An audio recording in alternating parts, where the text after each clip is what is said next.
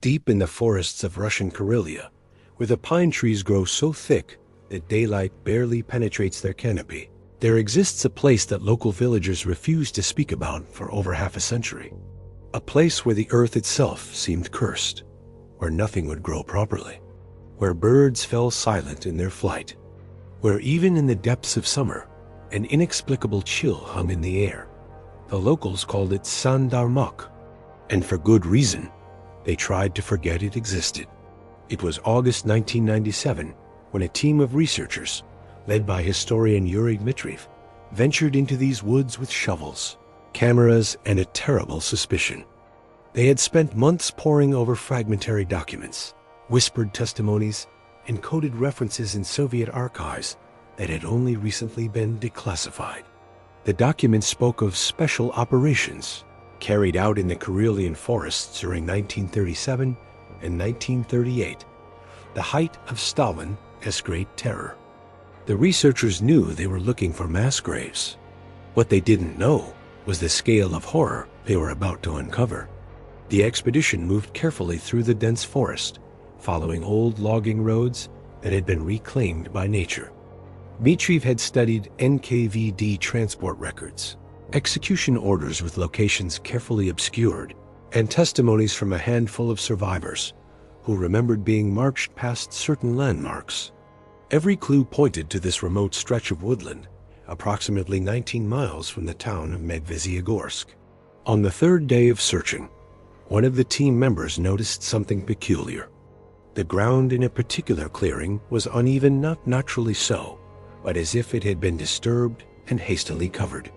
The earth was slightly sunken in long, regular depressions that looked disturbingly like trenches. They began to dig. Within hours, they found the first remains. A human skull, fractured at the back, then another, and another. As they carefully excavated, the terrible truth revealed itself. They weren't standing over a grave. They were standing over a killing field that had swallowed thousands. The bodies were stacked in layers. Men, women, some barely more than teenagers. Most had been shot in the back of the head execution style. Many still had fragments of clothing clinging to their bones, prison uniforms, workers' clothes, academic robes. The victims came from every walk of Soviet life. As the excavation continued over the following weeks, the team found 236 burial pits scattered across 9,000 square meters of forest. The preliminary estimates were staggering. Between 7,000 and 9,000 people had been murdered here and dumped into hastily dug trenches. But the bodies themselves told an even darker story. To understand Sandarmoch, one must first understand the Solovetsky Islands, or Solovki, as they were grimly known. Located in the White Sea, these islands had once housed a medieval monastery of breathtaking beauty. Under the Soviets, they became something else entirely. One of the first and most brutal camps in the Gulag system. The Solovetsky Special Purpose Camp Slon, in its Russian acronym, was established in 1923. It was here that the Soviet state perfected the machinery of terror that would later consume millions. The camp held intellectuals, clergy, former aristocrats, political dissidents, and anyone deemed an enemy of the people. The conditions were designed to break both body and spirit. Prisoners were forced to labor in sub-zero temperatures with inadequate clothing. Rations were deliberately kept below starvation level.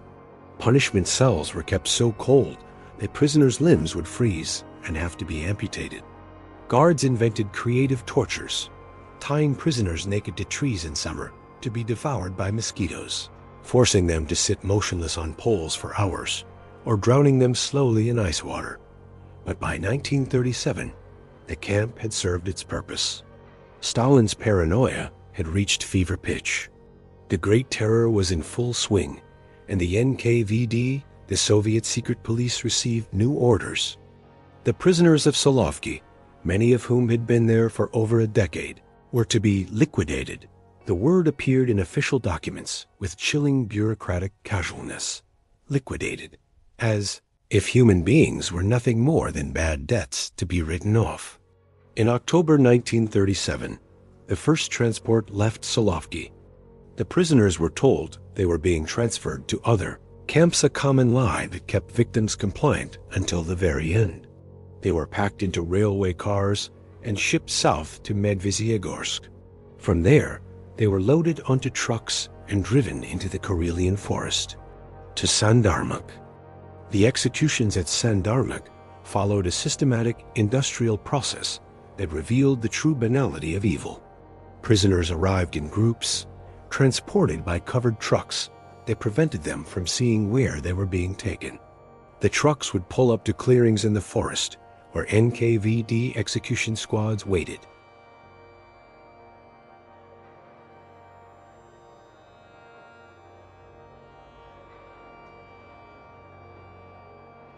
The prisoners were ordered out of the trucks. By this point, many suspected their fate, but resistance was impossible. They were weak from months or years of camp starvation. They were unarmed, and they were surrounded by men with rifles who had been given explicit orders and immunity from prosecution. The execution protocol was coldly efficient. Prisoners were made to kneel at the edge of pre-dug pits. A single executioner would approach from behind and fire one shot into the base of the skull. The bullet would tear through the brain stem, causing instant death. The body would topple forward into the pit. Then the next prisoner would be positioned, and the next, and the next. The NKVD execution squads worked in shifts, rotating to prevent fatigue. They were provided with vodka to steady their nerves, though reports suggest many executioners developed a disturbing enthusiasm for their work. Some accounts describe executioners competing over their accuracy, joking with each other between murders, treating the systematic slaughter of human beings as just another day's work. The scale of killing was industrial.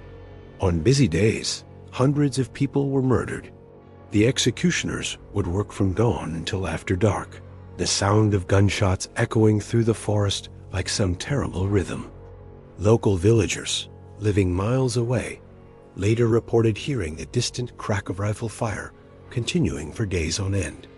They knew not to ask questions. They knew not to investigate. To show curiosity about NKVD operations was to invite being added to the next transport. Bodies were stacked in layers within the pits. When one pit was filled, another was dug nearby. The earth of Karelia, already dark, became saturated with blood. The forensic evidence later uncovered showed that some victims were buried while still alive, perhaps knocked unconscious by the bullet, but not killed instantly. The soil around certain bodies showed signs of desperate clawing, of final movements before suffocation in the mass of corpses. Between October 1937 and February 1938, the killings continued at Sandarmoch with mechanical regularity. Transports arrived. Prisoners were unloaded. Executions were carried out. The pits were filled. The trucks returned for more. The executioners kept meticulous records, as was the Soviet way. Each victim was logged by name and prisoner number. The documentation was classified and buried in archives, stamped with the highest levels of secrecy. The mass graves themselves were carefully concealed. Trees were planted over the pits. Forest debris was scattered to make the ground look undisturbed. Nature was enlisted as an accomplice in covering the crime. Within a few years, the forest had reclaimed the killing ground. The trees grew, the undergrowth thickened, and Sandarmoch became a secret that only the dead remembered. The remains found at Sandarmoch tell stories more powerful than any document could. Among the dead were some of the Soviet Union's brightest minds, people whose only crime was being educated, talented, or independent thinking, during an era when those qualities were tantamount to treason. There were poets whose works had been celebrated before the terror, scientists who had contributed to fields ranging from biology to physics, religious leaders, Orthodox priests, Muslim imams, Buddhist monks, all deemed enemies of the atheist Soviet state. There were engineers who had helped build the Soviet Union's infrastructure, only to be arrested on fabricated charges of sabotage. Forensic analysis of the remains revealed the diversity of victims. Young and old, men and women. Different ethnicities from across the Soviet Union: Russians, Ukrainians, Belarusians, Finns, Poles, Germans, and many others. The terror did not discriminate. It consumed anyone who fell into its path. Perhaps most haunting were the younger victims. Teenagers arrested for counter-revolutionary activity that often amounted to nothing more than possessing forbidden books or making an ill-considered joke about Stalin. Their bones showed the unmistakable signs of malnutrition from their time in the camps. Some had injuries consistent with torture fractures that had healed poorly, indicating they'd been broken during interrogation and left untreated. One particularly disturbing find was a cluster of bodies that included women with young children. The Soviet system had a policy of arresting entire families when one member was deemed an enemy of the state. These women and children had been sent to the camps alongside their husbands and fathers, then murdered together when the order came to liquidate the camp population. The researchers also discovered personal effects that made the horror intimately real. Buttons from coats, fragments of eyeglasses, a small Orthodox cross hidden in the clothing of one victim, a dangerous possession in an officially atheist state, but one the owner had clung to until the very end. Pieces of paper in pockets with final notes scrawled on them, the ink long faded, but the desperation still palpable. Among the identified victims were notable figures whose disappearance had long been a mystery. Finnish poet Lauri Marttinen, Ukrainian writer Mykola Zirov, dozens of Solovki camp administrators who had themselves been purged when they too fell under suspicion. The revolution, as the saying went, devoured its own children. The identification process was painstaking and heartbreaking. Researchers worked with forensic anthropologists, comparing skeletal remains with camp records and pre-arrest photographs. Family members, many elderly themselves, came forward with old photos and documents, hoping to finally learn the fate of parents or grandparents who had vanished 60 years earlier. Each identification brought both closure and renewed grief. The families could finally bury their dead properly. But they also had to confront the brutal reality of how their loved ones had died, not heroically resisting tyranny, but murdered like cattle, dumped in unmarked pits, and forgotten. For decades after the last shots were fired at Sandarmoch, the Soviet state maintained a wall of silence. The archives remained sealed. The documents were classified at the highest levels. Anyone who asked too many questions about missing relatives was met with threatening silence or outright intimidation. Local knowledge of Sandarmoch was suppressed. Villagers who lived in the area and had heard the gunfire or seen the trucks were questioned by NKVD agents and warned that discussing what they witnessed would result in their own arrest. Some who spoke too openly simply disappeared. The forest itself became a forbidden zone. Official maps showed nothing of significance in the area. Hunters who wandered too close to the site reported being turned away by armed patrols, told they were approaching a restricted area with no further explanation given. After Stalin's death in 1953 and Khrushchev's eventual denunciation of Stalin's crimes, there was a brief thaw. Some Gulag prisoners were released. Some victims were posthumously rehabilitated, a bitter bureaucratic gesture that acknowledged their innocence while doing nothing to return their stolen lives. But Sandarmoch remained hidden. The specific details of mass executions were deemed too dangerous to reveal. The Soviet state acknowledged that excesses had occurred during the terror, but the full scale of the killing was kept secret.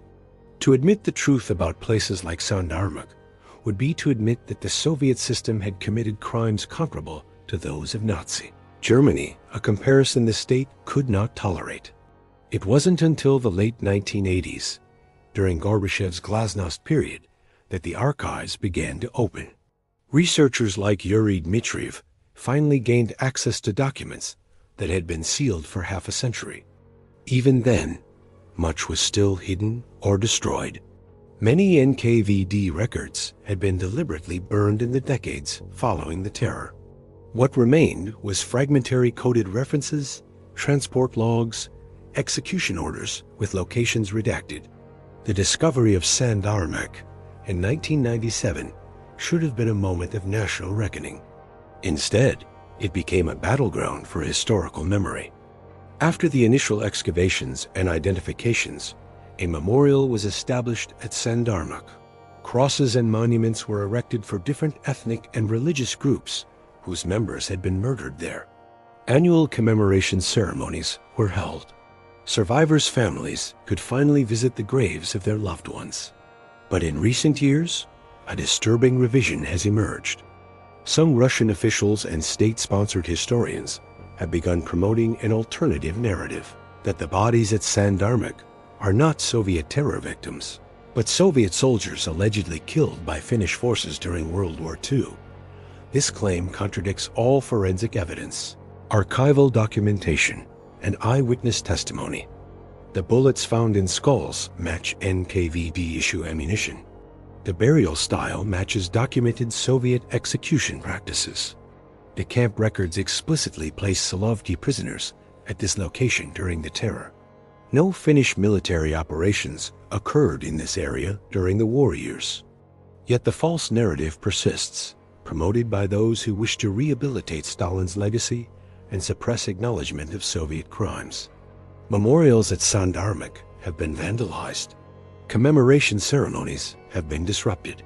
Yuri Dmitriev himself, the historian who discovered the site, was arrested in 2016 on fabricated charges and sentenced to prison in a case widely condemned as politically motivated. The battle over Sandarmoch is ultimately a battle over memory itself. Those who wish to whitewash history understand that to control the past is to control the present. If the murders at Sandarmoch can be erased or rewritten, if the victims can be forgotten or their deaths blamed on others, then the crimes of the Soviet state can be minimized or denied entirely.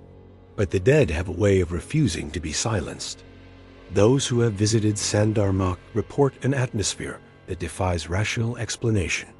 The forest clearing where the mass graves were discovered has an oppressive quality that visitors describe consistently. The air feels heavier there. Sounds seem muffled, as if the forest itself is holding its breath. Even on warm days, there's a chill that settles into the bones.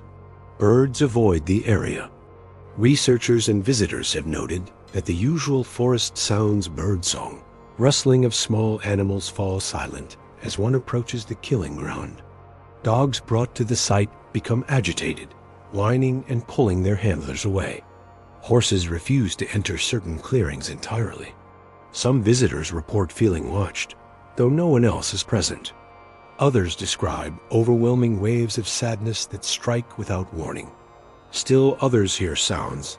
They cannot explain distant voices, speaking in languages they don't recognize.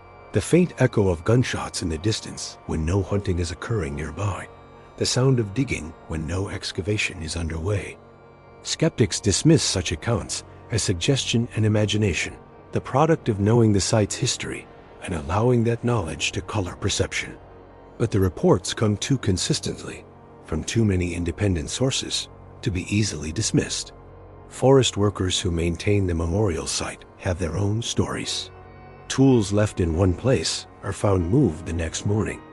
Offerings left at the graves, flowers, candles, small mementos are sometimes rearranged in patterns that no wind could create.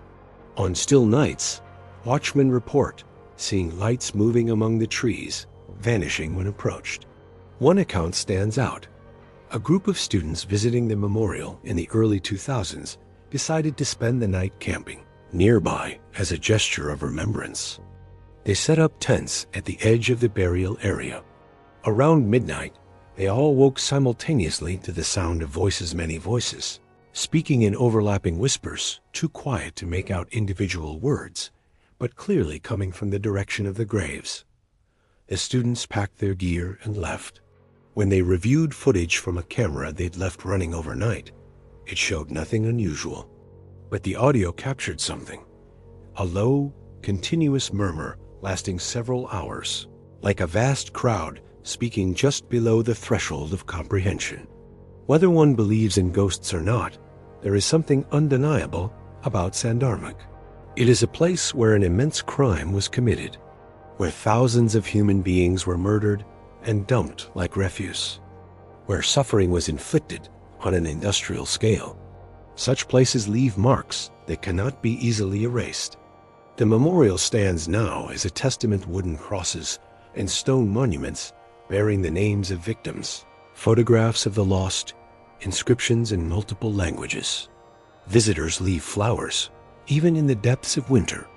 They light candles that flicker in the wind.